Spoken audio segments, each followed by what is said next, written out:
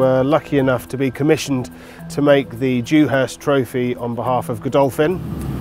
We start with a gather of clear molten glass from the furnace. The molten glass is at a temperature of approximately 1150 degrees Celsius, and in consistency is comparable to sort of golden syrup. The water held within the newspaper boils and turns to steam, and then the glass rides around on a layer of steam. A little bit of cold air onto the surface of the glass there to set it, before Carl will go back to the furnace and gather another layer of clear glass on top. Now we're going to get the first bit of air into the glass. Carl is blowing down the hollow iron rod. He's held his thumb over the end. The heat of the glass is expanding his breath and has just forced its way into the glass, creating a bubble on the inside.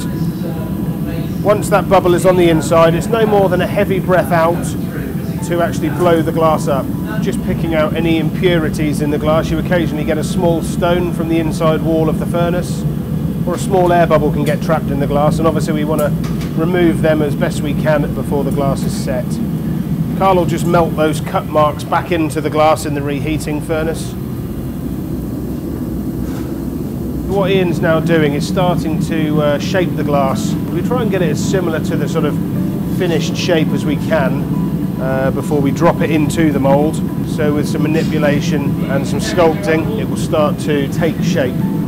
Ian's just reheating the glass now back to almost as close to molten as we can get it. The temperature will be somewhere in the region of sort of 1200 degrees now. The mould is made from carbon, lined with cork dust, which absorbs that water. So when Ian drops the glass in, the water turns to steam. And providing Ian keeps the glass moving within the mould, it won't stick.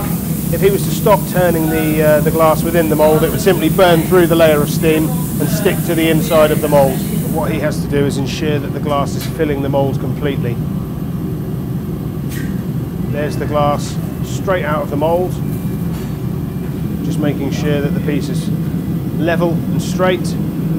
They're reheating this now just to soften the stem almost, just to make sure that they can get that completely straight and level. Ian will put a bit of water around the neck of the trophy here, which will shock the glass. The annealing kiln is at a temperature of about 550 degrees Celsius, and it's cooled at 40 degrees every hour. That's now rested into a tray of sand. A tap on the glass making iron will break that off. Obviously that will have a rough edge. Top of the trophy will be finished tomorrow by machine.